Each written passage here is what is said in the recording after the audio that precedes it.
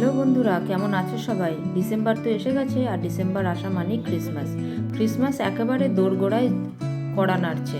কিন্তু আমাদের শপিং কিছুই হয়নি, আমাদের বলতে শুধু জ্যাজির। আসলে এবছর তো সেরকম একটা আনন্দের নয় আমার জন্য, কারণ ওর ড্যাডি তো আছে ইউরোপে, কাজেই ড্যাডি নেই বলে শপিং হবে না মেয়ের জন্য, তা তো হয় না। সেই দায়িত্ব থেকে আমার মুক্তি নেই, তাই জন্যই চলে গেলাম খুব সামনাসামনি আমাদের ম্যাক্সে। তো আমি তো বেশি দূরে যেতেও পারবো না, তাই জন্য জ্যাজিকে নিয়ে ম্যাক্সে চলে গেছিলাম কিছু কিনবো বলে। তো ঢুকেই দেখতে পেলাম উইন্টার কালেকশানে ভরে গেছে পুরো বাজারটা। খুব সুন্দর সুন্দর উইন্টার কালেকশান, ভীষণ পছন্দ হচ্ছিল জ্যাকেটগুলো ছিল ভীষণই সুন্দর।